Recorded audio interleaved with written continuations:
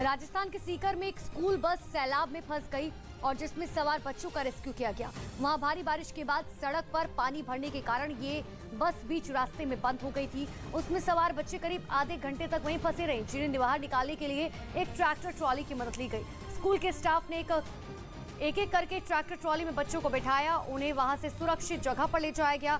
लेकिन जब तक वो बच्चे वहां फंसे रहे तब तक सबकी सांसें अटकी रही, क्योंकि बस के टायर पानी में डूब चुके थे, जिसकी वजह से बच्चों की जान का खतरा बढ़ता ही जा रहा था।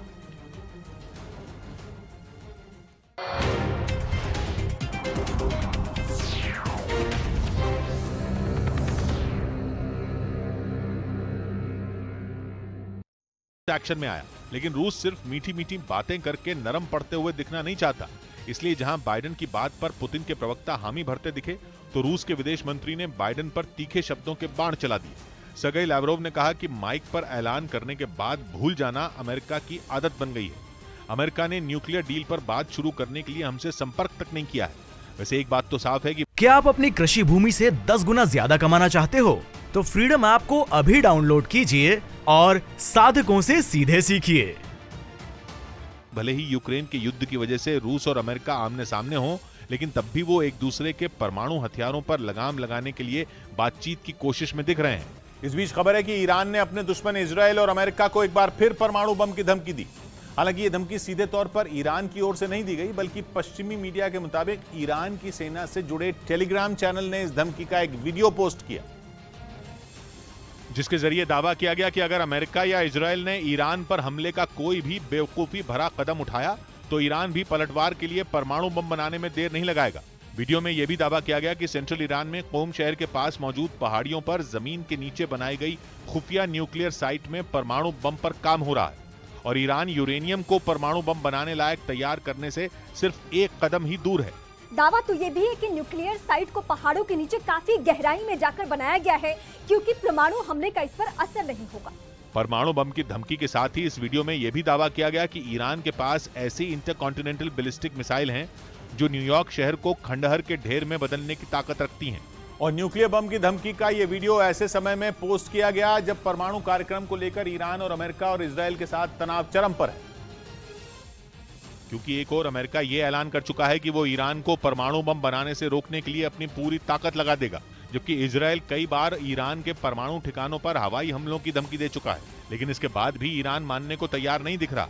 वो अमेरिका की तमाम धमकियों और चेतावनियों की परवाह किए बिना लगातार अपनी परमाणु ताकत बढ़ाने में जुटा है। पिछले दिनों ईरान के सुप्रीम लीडर के वरिष्ठ सलाहकार भी दावा कर चुके हैं कि उनके देश ने परमाणु बम बनाने की ताकत हासिल कर ली है, जिसकी वजह से ईरान का अमेरिका और इजरायल के साथ तनाव हर गुजरते दिन के साथ बढ़ता जा रहा है। इस बीच रूस ने एक वीडियो जारी कर यूक्रेन के 2 हाईमार्स मिसाइल सिस्टम तबाह करने का दावा किया। रूस के मुताबिक उसने ये हमले खार्किव के सैन्य ठिकानों पर किए और उसके निशाने पर थे यूक्रेन को अमेरिका से मिले हाईमार्स मिसाइल सिस्टम, जिन्हें तबाह करने के लिए उड़े रूसी विमानों ने आसमान से जबरदस्त गोलियां बरसाईं।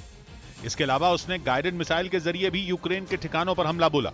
बताया गया कि इस हमले में यूक्रेन को 2 हाईमार्स मिसाइल सिस्टम खोने पड़े। वहीं आसमान से बरसे बारूद ने यूक्रेन की सेना के कई ठिकानों को भी जबरदस्त नुकसान पहुंचाया। उसकी तरफ से की गई बमबारी के बाद यूक्रेन के कई सैन्य अड्डे तबाह हो गए, जिनके ऊपर धुएं का गुबार उठता नजर आया। उधर पाकिस्तान के सत्ताधारी गठबंधन के अध्यक्ष मौलाना फजलुर रहमान ने पूर्व प्रधानमंत्री इमरान खान पर ऐसे सनसनीखेज आरोप लगाए कि पाकिस्तान से लेकर चीन तक भूचाल आ गया। फजलुर रहमान ने दावा किया कि सत्ता में रहते हुए इमरान खान शी जिनपिंग के साथ ही डबल गेम खेलने में लगे थे। वो एक खाड़ी देश से घूस लेकर पाकिस्तान में चीन के ड्रीम प्रोजेक्ट CPEC के ही दुश्मन बन गए थे। मतलब इमरान खान ने चीन को ही चूना लगा दिया। एक तरफ वो पाकिस्तान को डूबने से बचाने के लिए चीन से कर्ज ले रहे थे, CPEC यानी चाइना पाकिस्तान इकोनॉमिक कॉरिडोर के जरिए चीन का निवेश डकार रहे थे, लेकिन दूसरी तरफ एक खाड़ी देश से पैसा लेकर चीन के ही CPEC पर अड़ंगा लगाने में लगे थे। फजलुर रहमान ने कहा कि ग्वादर एशिया का दूसरा सबसे बड़ा डीप सी पोर्ट है। कुछ देश ग्वादर से खतरा महसूस कर रहे थे। वो व्यापार के लिए सबसे अहम बंदरगाह होता, लेकिन इमरान खान की पार्टी PTI ने उस प्रोजेक्ट को काफी नुकसान पहुंचाया। ग्वादर बंदरगाह CPEC के तहत ही विकसित किया जा रहा है। अमेरिका के निचले सदन की स्पीकर नैन्सी पेलोसी के ताइवान जाने से बौखलाए चीन ने सैन्य अभ्यास शुरू कर दिया, जिसका उसकी ओर से वीडियो भी जारी किया गया। चीन ने नैन्सी पेलोसी के ताइवान जाने का खुलकर विरोध किया था, लेकिन नैन्सी पेलोसी ताइवान पहुंची, जिसके बाद चीन ने आओ देखा ना ताओ और मिलिट्री एक्सरसाइज कर डाली, मानो वो ये ऐलान कर रहा हो कि वो ताइवान पर हमला करने वाला है। नैन्सी पेलोसी के ताइवान में कदम रखने के कुछ घंटे के अंदर ही चीन में जंग की तैयारी शुरू हो गई, जिसका सबूत है ये वीडियो, जिसमें जमीन, आसमान और समंदर तीनों जगह चीन के सैनिक ताइवान पर हमले की तैयारी करते नजर आए। समंदर का किनारा हो या समंदर के अंदर, ऐसी कोई जगह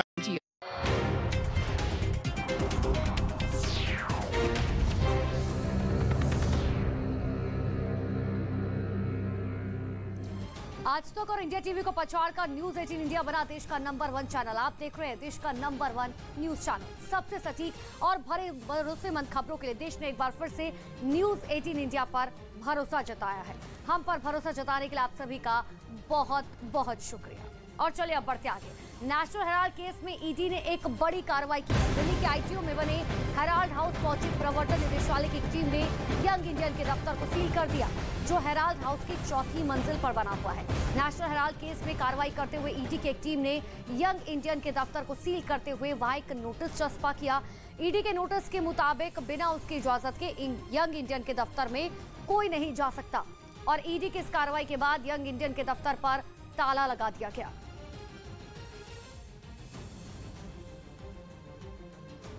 नेशनल हेराल्ड मामले में एक तरफ ईडी एक्शन में है तो दूसरी तरफ सियासी दल भी एक दूसरे पर जमकर पलटवार कर रहे हैं।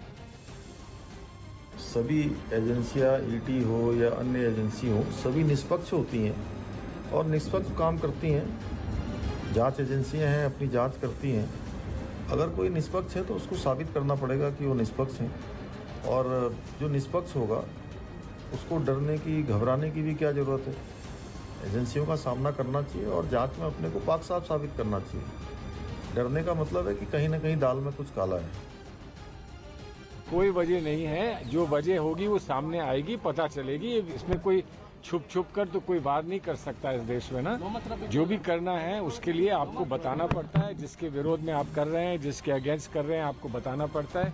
उसके पास जो भी फिर उसके बाद जो कार्रवाई करने की जो इच्छा होती है वो कार्रवाई करते हैं। देखिए, ऐसा है, जो कानून में जो कदम उठाए जाते हैं वो हमको, चाहे हमें पसंद हो या ना पसंद हो, हमको कानून के मुताबिक उनका जवाब भी देना होता है, तो हम कानून के मुताबिक जवाब दें।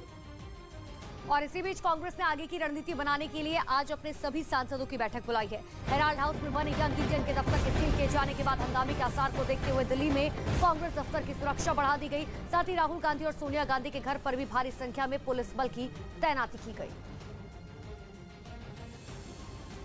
सुना है कि पुलिस ने घेराव डाल के रखा है राहुल गांधी जी के मकान को और सोनिया गांधी जी के मकान को, और उनकी मंशा यही है कि एक दहशत पैदा करे, डराए और डरा कर सारे कांग्रेस पार्टी के कार्यकर्ताओं को डिमोरलाइज करे, और वो एक पार्टी की सत्ता चलाना चाहते हैं। इससे पहले भी आप सुना होगा कि उनके बीजेपी पार्टी के नेता ने ये कहा इस देश में एक ही पार्टी रहने वाली है, तो उसके तरफ वो जा रहे हैं। और लोकतंत्र वो नहीं चाहते और संविधान भी नहीं चाहते, वो अपना रूल चलाना चाहते हैं।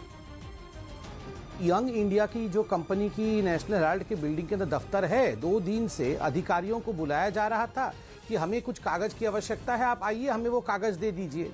कोई अधिकारी जब नहीं आया यंग इंडिया का, तो इन्होंने दफ्तर को, ताकि टेम्परिंग ना हो, टेम्पररी सील किया। जब वो कागज दस्तावेज ले जाएंगे उसे खोल देंगे।